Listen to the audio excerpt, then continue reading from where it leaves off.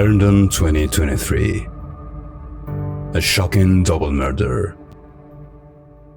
Christine Banfield bleeds out, a knife wound in her neck. Joseph Ryan lies dead, bullets in his chest.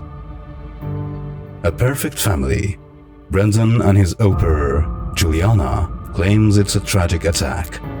But whispers of secret affairs and a twisted website unravel dark lies. A house drenched in blood hides chilling secrets. Is it a crime or a deadly lie? A heart-pounding true crime mystery reaps through a family's facade, exposing betrayal. Dive into the shadows with me, find out the truth, narrated from the depths of my haunted crypt. It's February 24th, 2023, 8:02 a.m. My police radio buzzes, sending me to a huge house in Herndon, Virginia. Brendan Banfield, a guy who works for the IRS, calls and says a stranger named Joseph Ryan stabbed his wife, Christine, and he shot him dead. I get there and see a horrible scene. Christine, an ICU nurse in the local hospital, is on the floor, blood pouring from a cut on her neck. She is barely alive. Ryan, a 39-year-old guy, is dead nearby, with bullet holes in his chest. Brandon stands there, looking serious, his IRS badge shiny. Next to him is Juliana Peres Magalhães, the 23-year-old au pair from Brazil who helps with their kid. Her face is pale, and her eyes are wet, like she's super scared. Their 4-year-old daughter is in the hallway, holding a stuffed bear, not saying a word.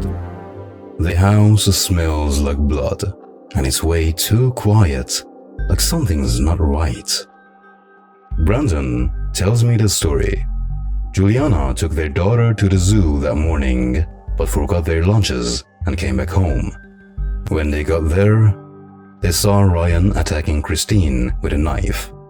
Brandon pulled out his work gun, a revolver, and shot at Ryan, missing once but hitting his shoulder. Juliana ran to the bedroom, grabbed another gun, a Glock, and shot Ryan, killing him. They called 911 3 times. First at 7:47 a.m. Juliana crying and moaning before the call cut off. Then a quick silence call. And finally, Brendan, sounding freaked out, saying he shot a guy who hurt his wife. The bedroom looks like a mess. Blood all over. A knife by Ryan's hand that came from Christine's nightstand. Juliana's voice shakes as she repeats Brandon's story, her Brazilian accent soft. The little girl whispers, "The Batman hurt mommy," and it breaks my heart. It sounds like a terrible accident, but the house feels creepy, like it's hiding something. Days pass and their story seems to check out. I drive by their big house, its windows bright in the sun. Christine was a super nice nurse and mom, and everyone in the neighborhood liked her. Brandon's job at the IRS made them rich, so they could afford Juliana to help with their daughter. Juliana came from Brazil in 2021 and was like part of the family. Christine even treated her like a sister. Nobody in the neighborhood says anything bad about them yet.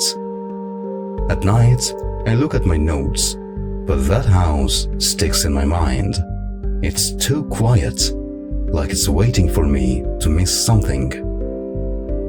A few weeks later, people start whispering. Neighbors say they saw Brendan and Juliana hanging out together, like at cafes in the city or walking by the National Mall, acting too close for just a bus and an Uber. Christine was always working at the hospital, so maybe she didn't notice. I look into Brendan's past, and here he's been with other women before, hiding it with his nice guy smile. One night, I drive by their house and see a computer screen through a window. It's a website called FetLife, with a picture of a woman in a swimsuit. I think it's Christine, but I see Juliana's shadow move away. My dreams get spooky, with that house's dark windows staring at me like eyes. By summer 2023, I find something strange. That FetLife profile called Anastasia9 had Christine's picture and invited Ryan to the house for a secret meeting. Ryan's friends say he knew she was married, but thought it was okay, like an open relationship. But Christine's computer doesn't show any FetLife stuff. Then we find out Juliana sent that swimsuit picture to herself months before. Did Christine make that profile? Or was it a trick? In October, we arrest Juliana for killing Ryan. She says it was self-defense, but I'm not sure. Brendan's still free, visiting her in jail, looking calm. I hear a phone call from jail where Juliana says, "I hope you're not just with me because you're scared I'll tell." My gut twists. This feels wrong. Juliana's words echo, like a door creaking open to a truth I'm not ready to face. In August 2024, we get big clues. Experts look at the blood in the house and say Ryan's body was moved after he died. His arms had Christine's blood on them, like someone set it up to look like he attacked her. The Glock Juliana used was bought by Brendan, and they practiced shooting it months before. Ryan wasn't a bad guy, just a guy tricked by that fake profile. The daughter's words, "Daddy shot the bad man," sound like a lie now, like she was told what to say. On September 16th, 2024, we charge Brendan with 4 counts of murder, using a gun illegally, and putting his daughter in danger since she was there. Juliana admits to a smaller charge in October, saying she'll talk at her sentencing in March 2025. She wrote to her mom, "I'm tired, unhappy, want to go home." Someone Brendan dated before says he told her life would be easier without Christine. I stand outside the Banfield house, its windows dark, like a scar in Herndon. Brendan's trial is coming up on October 20th, 2025. His lawyer John Carroll says the evidence isn't strong and points to Juliana changing her story. Someone sent a letter about Christine having secrets, but it got thrown out. Ryan's mom cries for her son, who was tricked into dying. The daughter, now 6, has had memories from that day, and her words are heavy in court. Christine's blood, Ryan's body, the house is quiet. It all mixes in my head, like the world's breaking apart. This isn't just a crime. This is a darkness where love turns to lies and trust to a knife.